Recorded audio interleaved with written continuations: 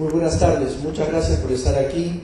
A nombre del Instituto de Estudios Peruanos le queremos agradecer muchísimo el que nos acompañe en esta tarde tan especial para nosotros en homenaje a nuestra querida María. Queremos agradecer muy particularmente a la familia de María que está aquí con nosotros, a Krisha, su hija, sus nietos, y la familia y los amigos de María, los investigadores de la casa en el instituto, y a todos ustedes que somos todos muy cercanos a María porque la conocimos directamente o porque la conocemos directamente por sus libros.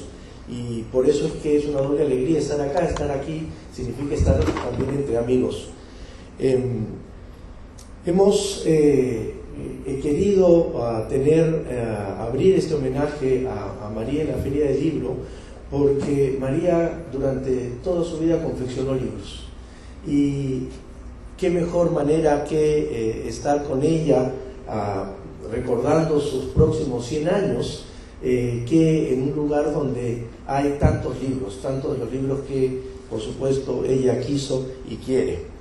En el IEP hemos tomado la decisión de hacer este homenaje por celebrar los 100 años de María de una forma particular, no solo empezando aquí en la feria, sino teniendo también un espacio tradicional del IEP, que es una mesa verde. La mesa verde es la reunión que tenemos los investigadores del instituto para comentar nuestros resultados de investigación, para comentar nuestros proyectos, para intercambiar nuestras ideas. Es por naturaleza el espacio de intercambio académico que tenemos en el instituto, y también no podía ser de otra manera que tener una próxima mesa verde el día 13 para comentar el legado que María nos deja permanentemente respecto al tema de historia, de arqueología, de su trabajo en conectar puentes entre la costa y la sierra, de poner por delante la participación de la mujer en la historia del país, por hacer que los niños se acerquen a la historia a partir de los cuentos, y por esa aguda y siempre aguda mirada respecto de lo que pasaba en la vida del país.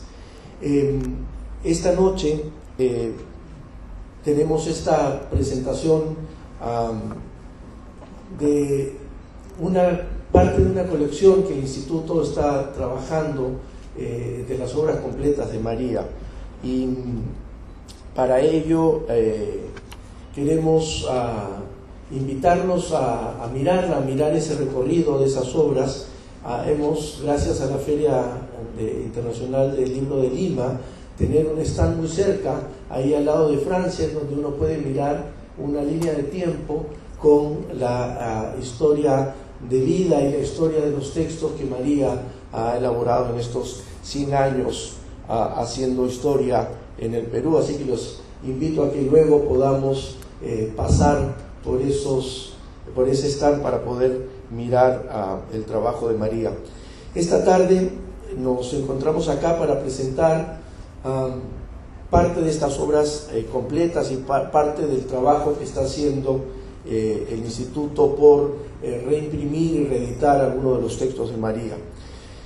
Y es por eso que hemos invitado a 3 colegas del instituto para poder comentar algunas de las secciones más importantes de este trabajo de obras. En primer lugar, va a estar comentando con nosotros Claudia Rosas. Claudia es doctora en Historia por la Universidad de Firenze, de Florencia, y actualmente es docente y coordinadora de la especialidad de Historia de la Pontificia Universidad Católica del Perú. Luego va a hacer uso de la palabra Enrique López Hurtado, que es doctor en Arqueología por la Universidad de Pittsburgh. Actualmente es el coordinador de la sección de Cultura de la UNESCO en el Perú. Además es profesor de Arqueología en la Pontificia Universidad Católica del Perú y además investigador en el IEP, donde dirige el proyecto arqueológico Costa Central Peruana.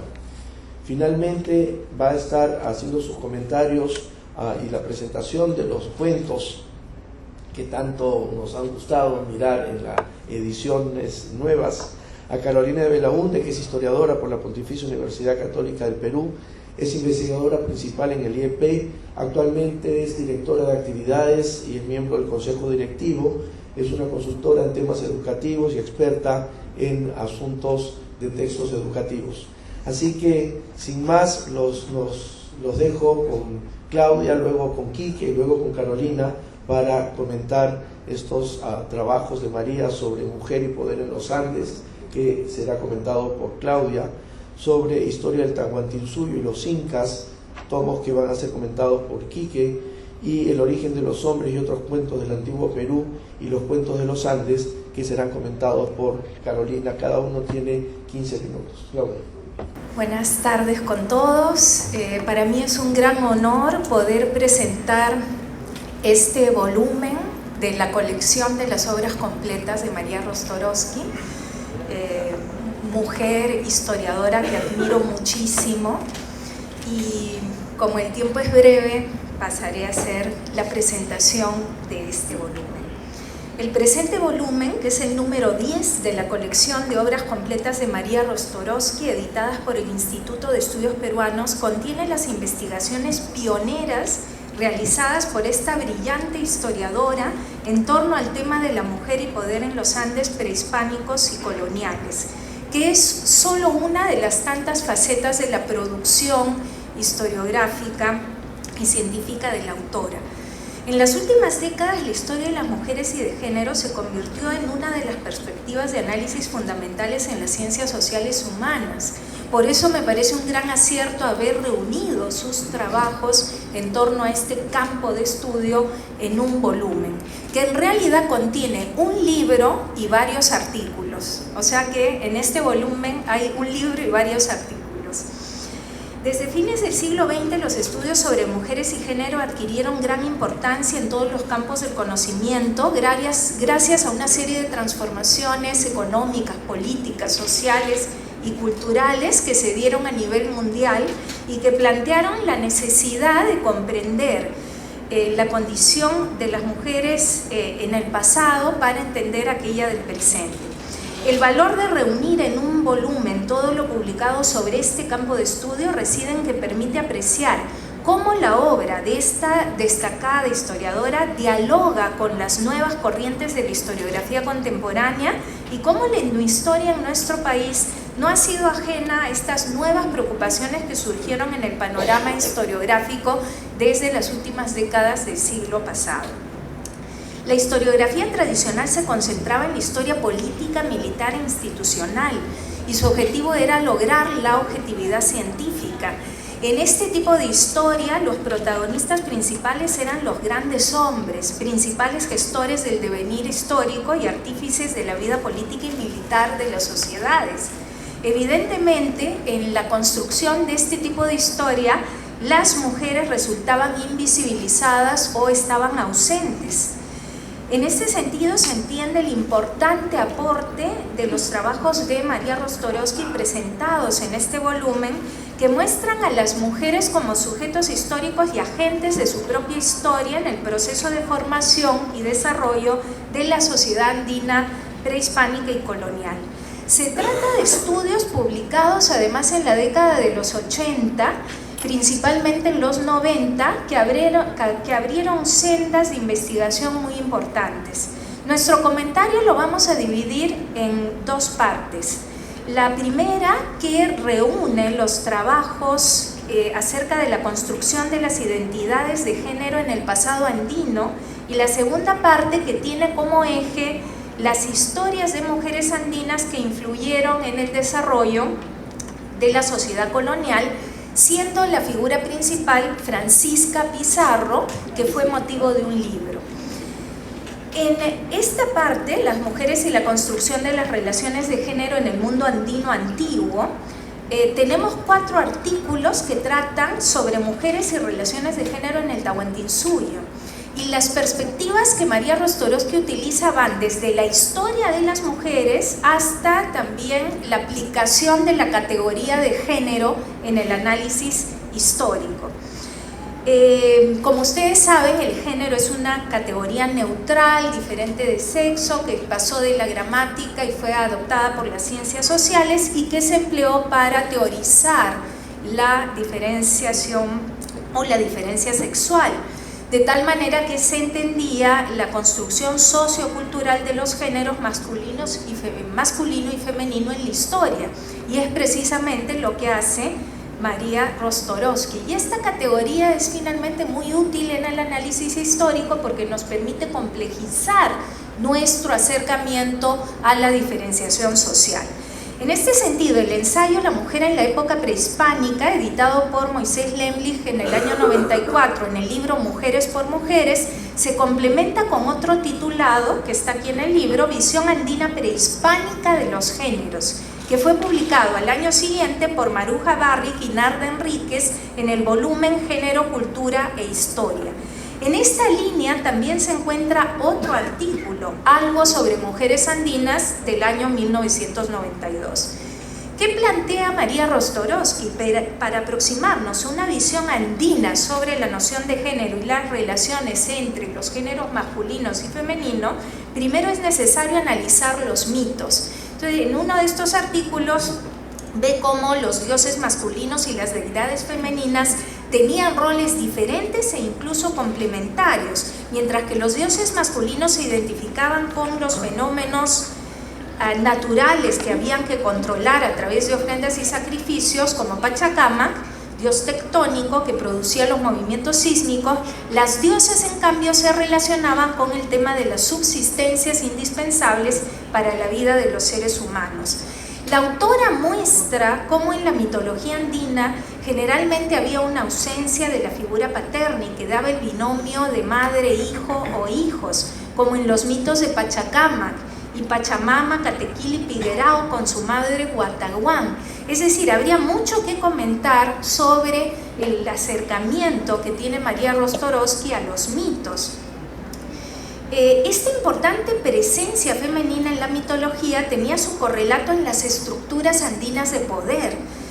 Rostorovsky estudió las llamadas capullanas de la región de Piura, en el norte del antiguo Perú, que existieron desde el periodo pre-inca, y se trataba de mujeres, señoras y jefas de curacazgos. Además de ejercer el poder, podían deshacerse incluso de su esposo y casarse con otro hombre. Durante el virreinato, las capullanas y las curacas de la costa norte, así como sus segundas personas, continuaron, pero fueron los esposos quienes ejercieron el poder en su nombre. Y esto también se ha visto en los descubrimientos arqueológicos que se han dado en el norte del país, en la Huaca de la Luna, la Señora de Cao en el complejo El Brujo, las sacerdotisas de San José de Moro y la sacerdotisa de Choncarnape en Lambayeque, entre los descubrimientos que se han hecho en las últimas décadas. Rostorovsky también estudia el comportamiento de las mujeres y los hombres en la unidad doméstica y ve cómo esta categoría de género tiene un carácter relacional y cómo los géneros masculino y femenino en los Andes se entienden en función a su interrelación, definiendo roles, papeles, etc.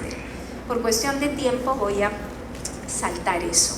La autora también documenta la participación de las mujeres en el trabajo agrícola y textil.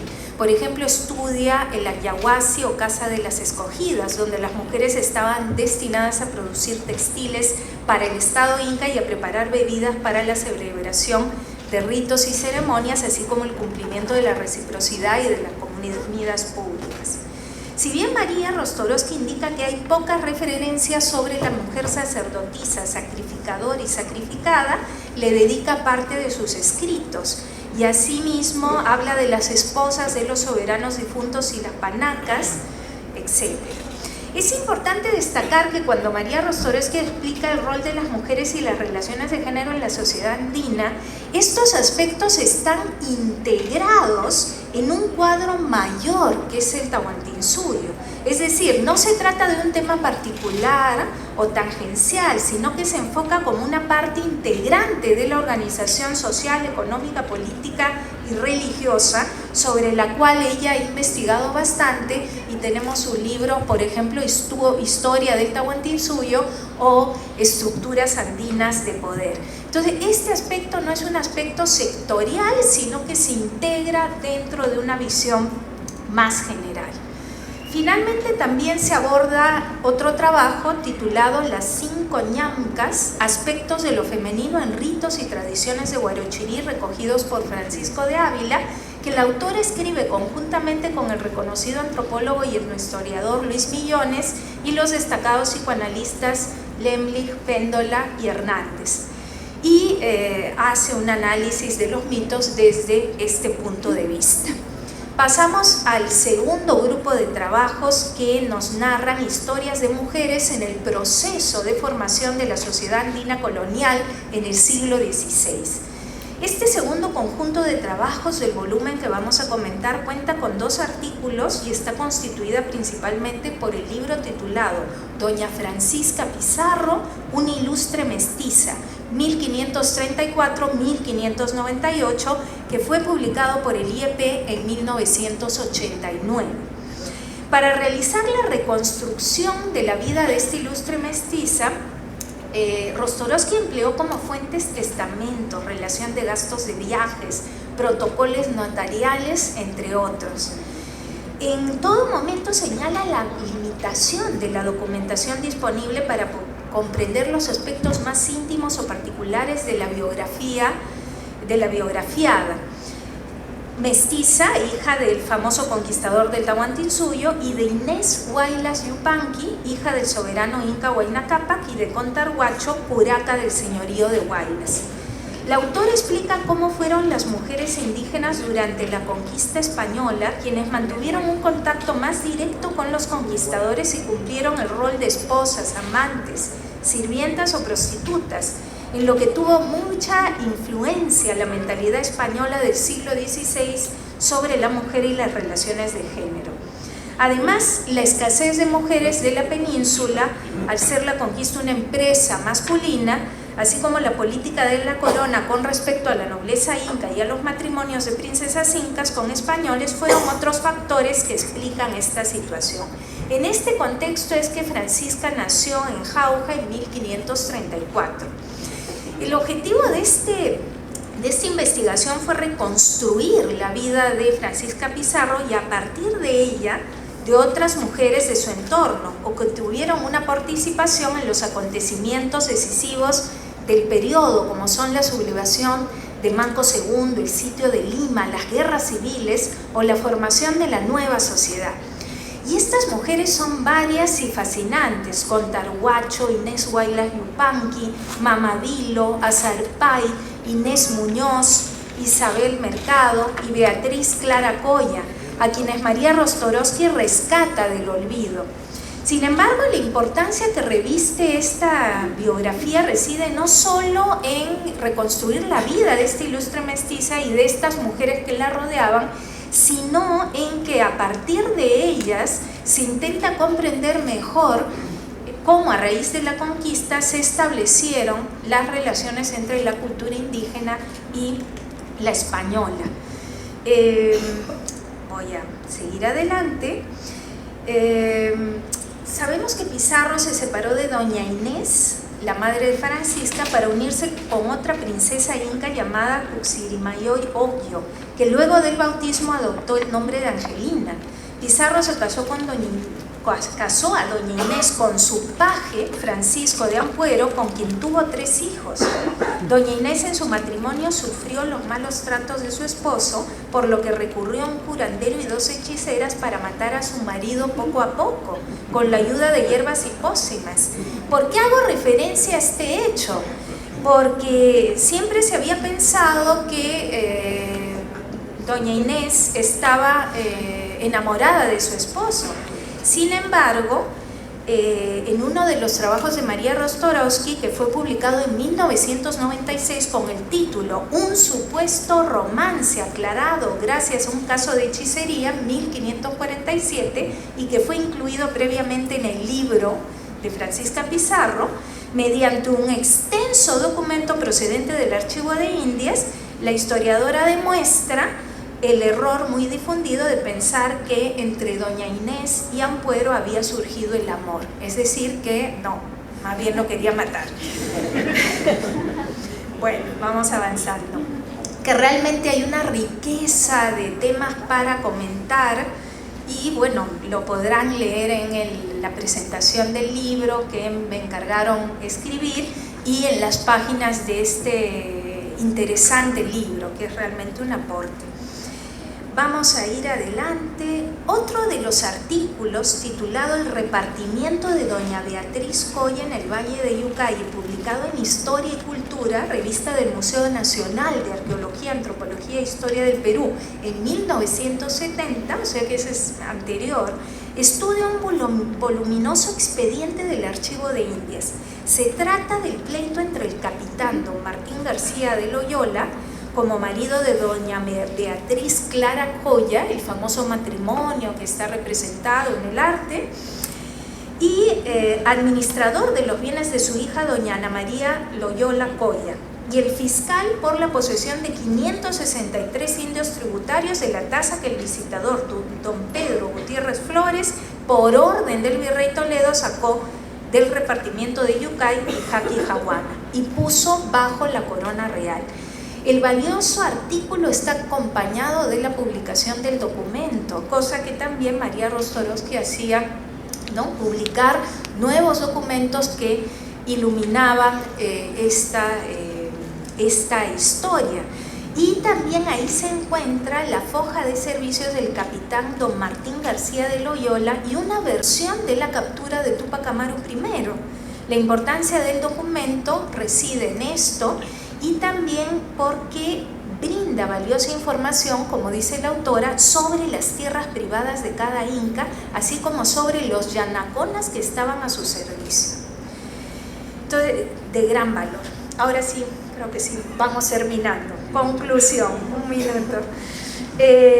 Como conclusión, quisiéramos nuevamente poner de relieve que las investigaciones de María Rostorowski reunidas en este volumen constituyen un relevante aporte al estudio de la participación de las mujeres en el proceso de formación y desarrollo de la sociedad andina prehispánica y colonial.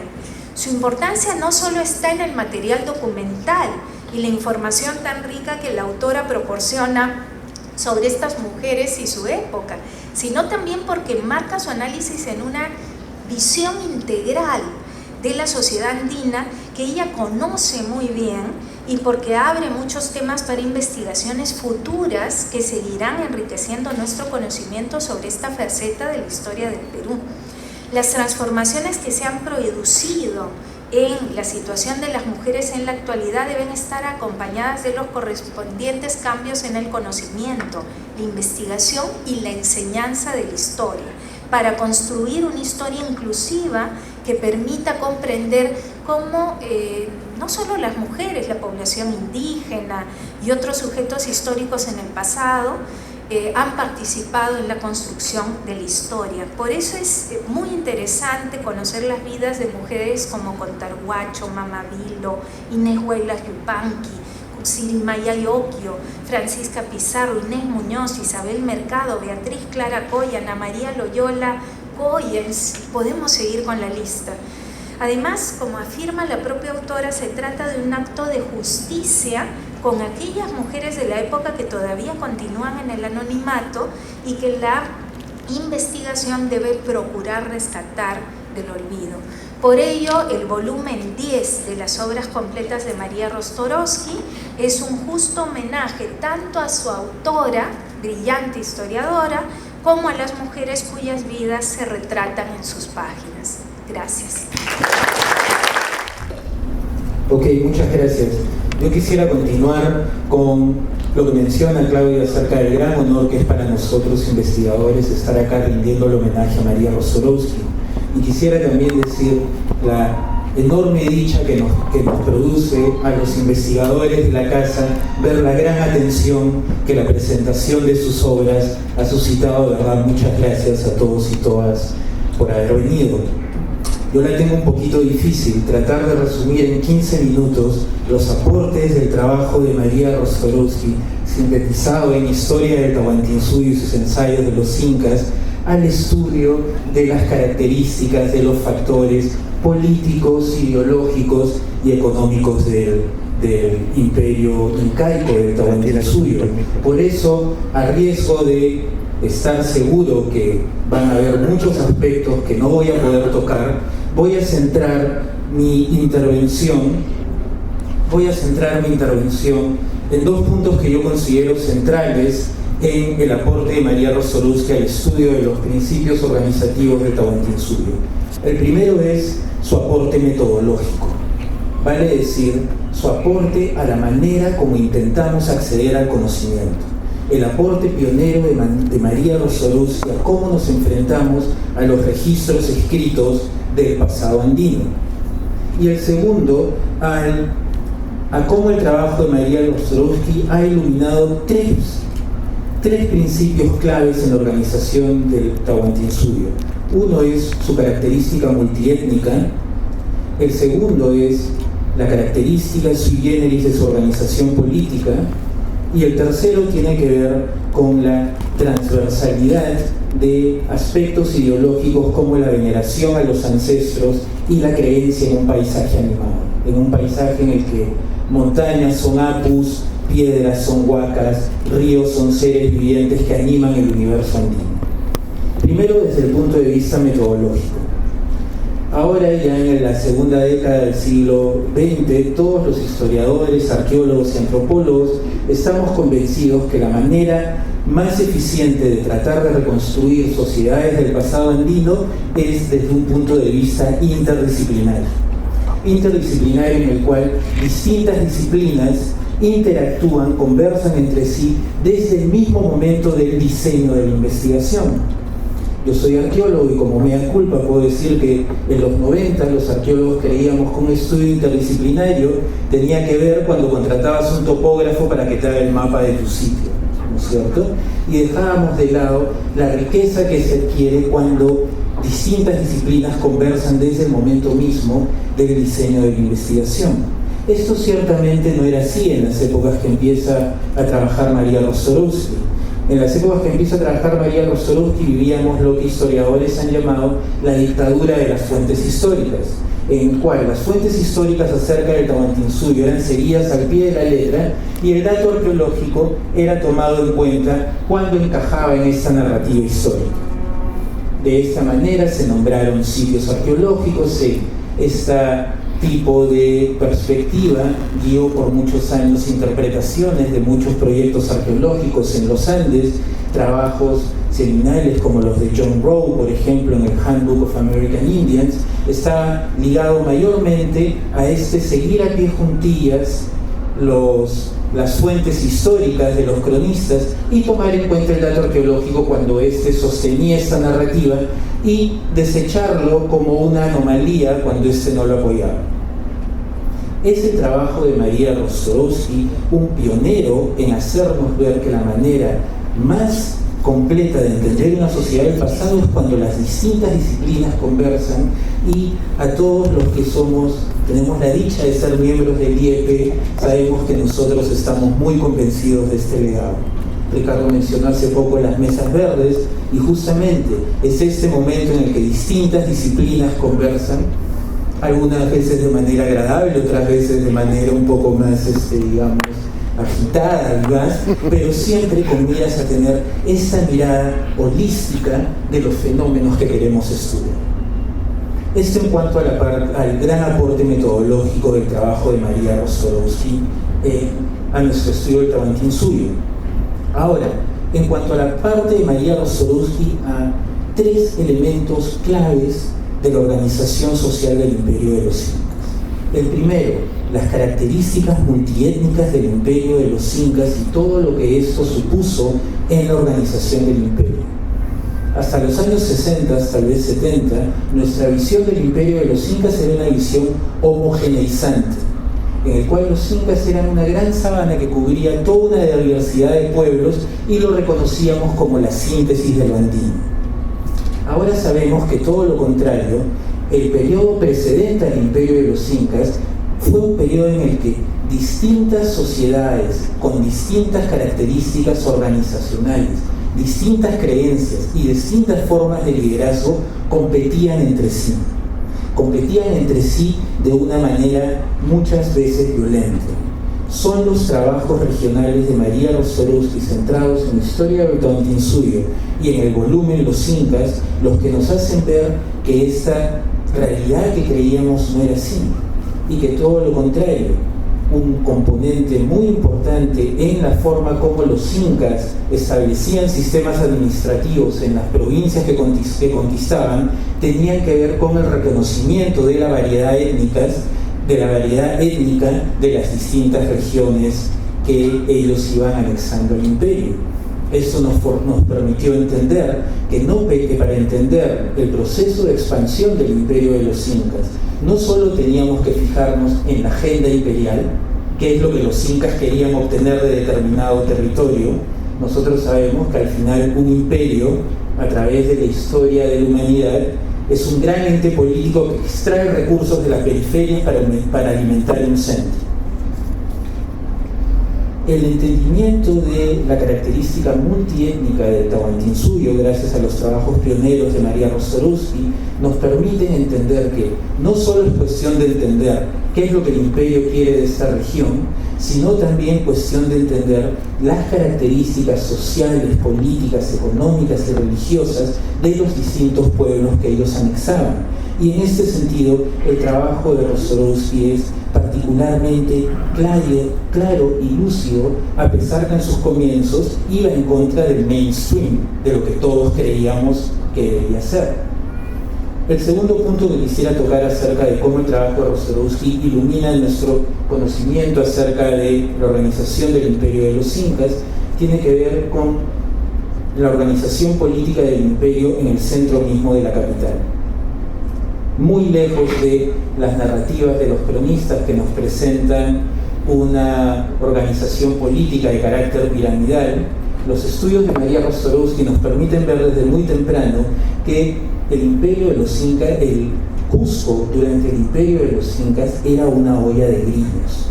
Este sistema de distintas panacas, todas con derecho a gobernar, era el caldo de cultivo perfecto para que se produzca lo que los antropólogos llamamos faccionalismo competitivo.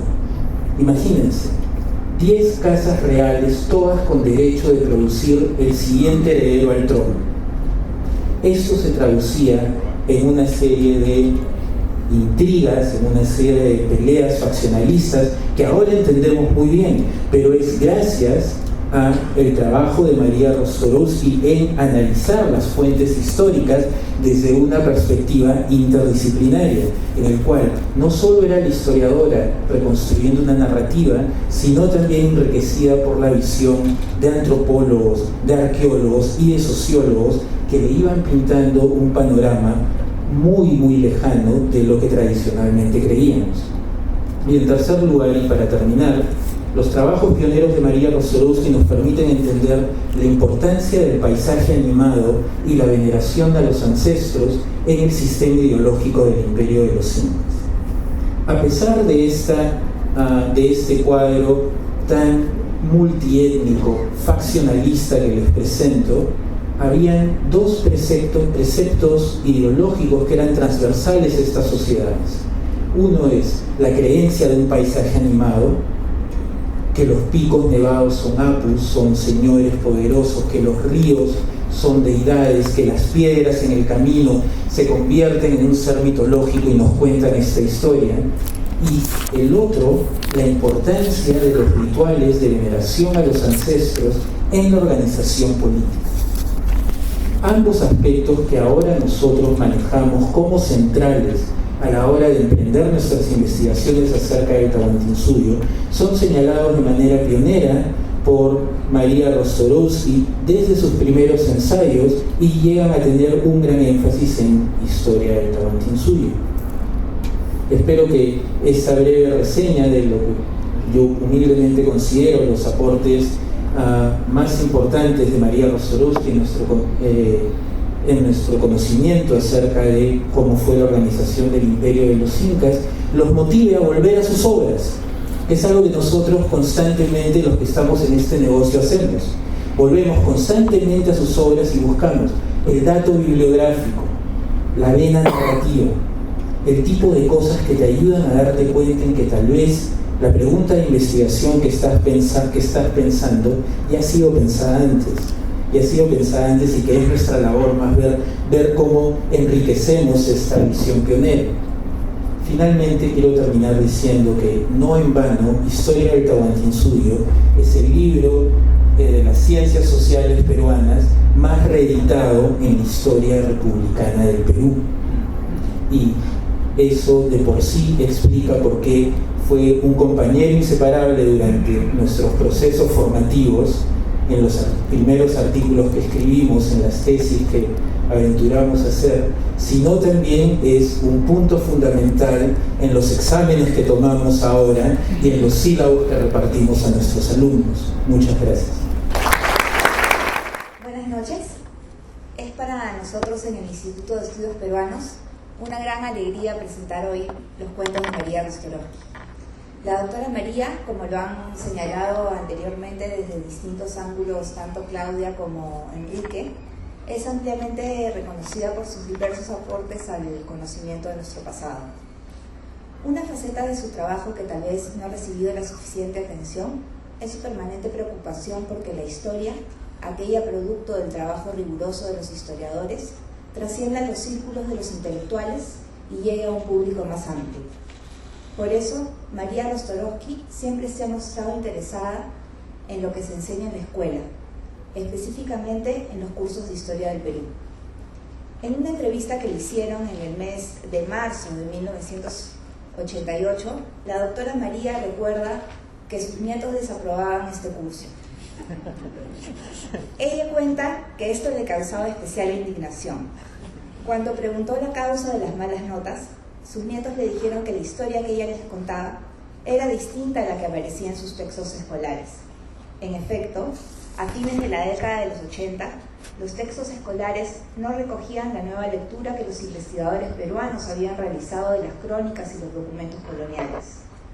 De otro lado, la doctora María reconocía también que la historia de los libros escolares era narrada de manera aburrida y tediosa, resaltando datos y hechos poco atractivos para los estudiantes. Todo esto resulta de particular importancia si consideramos además que el texto escolar es muchas veces el único recurso escrito que llega sistemáticamente desde hace unas décadas a todo el sistema educativo nacional. Es decir, es el principal recurso con el cual miles de estudiantes y docentes de todo el Perú obtienen información sobre nuestro pasado.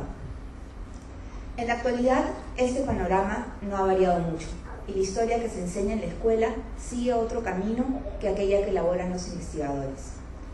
Sin embargo, la doctora María ha logrado, en muchos de sus textos, cumplir con un doble propósito: avanzar en la investigación científica de nuestro pasado y, a la vez, conseguir que sus textos sean obras de divulgación. Con ello nos referimos a que varias de sus publicaciones han, por ejemplo, logrado insertarse en el ámbito escolar. Así, hoy en día, algunos maestros y escolares cuentan con el privilegio de leer en sus aulas Historia del Tahuantinsuyo, uno de los libros más difundidos en el campo de las ciencias sociales. Si bien Enrique ya trató esta publicación, quiero resaltar que Historia del Tahuantinsuyo muestra de manera ordenada y coherente el desarrollo del Incario, valiéndose de una explicación sencilla que resulta a la vez atractiva e interesante. No sorprende, pues, que haya conseguido lo que pocos textos de historiadores han logrado: interesar a un público más amplio.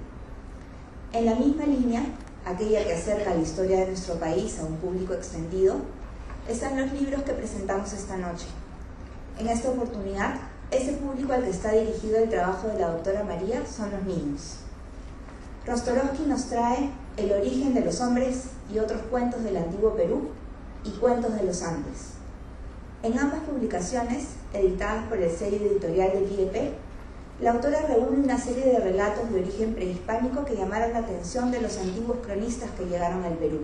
Así, en sus páginas observamos, por ejemplo, los relatos que reporta Fray Antonio de la Calancha, cronista agustino del siglo XVII, que recoge diversos mitos costeños, como aquel en que el dios Sol deja unos huevos cerca de Huacho, de los cuales salen pobladores del territorio peruano, o ese otro en que el dios Pachacamac decide poblar los valles costeños con las estrellas, o también los ritos para adorar a la luna y esperar que la llegada del agua ponga fin a la sequía.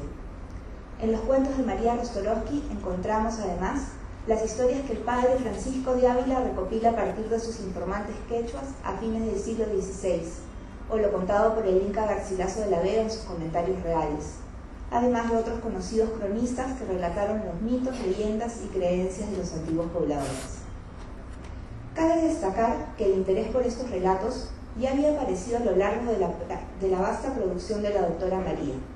Por ejemplo, en las páginas de Recursos Naturales, Renovables y Pesca, dedicadas a estudiar los mitos y los dioses costeños, o en Pachacamac, trabajo en el que recopila los mitos y atributos ligados al culto de la divinidad. Y es que a partir de los mitos, las leyendas y muchas de las narraciones de los cronistas, la doctora María nos acerca a la complejidad de la cosmovisión de los pobladores prehispánicos. A partir de ellos, la autora nos introduce, por ejemplo, a la particularidad dual de las divinidades, a la multiplicidad de dioses y cultos, o a las creencias animistas de los antiguos habitantes del Tahuantinsuyo. En los cuentos de la doctora María, las descripciones de los cronistas son transformadas en relatos para niños. La gran capacidad narradora de la autora, que se comprobaba ya en su primer libro Pachacútec, aquella que mantiene al lector involucrado, deseoso de saber más, se dirige ahora en un lenguaje adecuado para ello al público infantil. Estos cuentos revaloran las crónicas como una fuente inagotable de anécdotas e historias que buscan, entre otros propósitos, describir las creencias de los antiguos pobladores. Así, a partir de los cuentos, los más pequeños se familiarizan con conceptos y elementos esenciales del mundo andino. Ocurre así en el cuento La ceremonia de la luna, donde vemos la importancia de ciertas ofrendas, como el muyu, la coca, las plumas selváticas, concedidas a dioses o a personas de muy alta jerarquía, o en las explicaciones de los hombres a la sequía y la importancia de la tierra, como aparece en el cuento de Mamá Raiwana. Tienen también un lugar las narraciones sobre el origen de los hombres, como la ya mencionada historia del cronista Calancha. Ello sin dejar de lado el relato de cómo los habitantes del prehispánico explicaron el poblamiento de la tierra o cómo el sol presentaba para ellos atributos creadores. Finalmente, queremos mencionar que con estos cuentos, la doctora María responde a la pregunta que ella misma se hizo en la entrevista que cité al inicio de este comentario. ¿Por qué a los niños, desde pequeños, no les enseñan con mitos andinos? Sus cuentos nos brindan una oportunidad de acercar a los niños a una historia que se nos presenta cautivadora y constituyen además una herramienta para que los docentes involucren a sus estudiantes en el conocimiento de la historia prehispánica de nuestro país. Gracias. El próximo 8 de agosto, María Rostorovsky, doña María, la doctora María, cumple 100 años y renovar nuestro cariño y admiración por ella debiera hacernos a todos tener el compromiso de siempre tratar de buscar de comprender al país, de mirar qué es lo que pasa y qué es lo que pasó para poder entender qué es lo que pasa, mirarlo con esa distancia crítica que la caracterizó, y eso va, creo, ser un gran regalo para María el próximo 8 de agosto, junto con el aplauso que le pido a todos que le demos a María.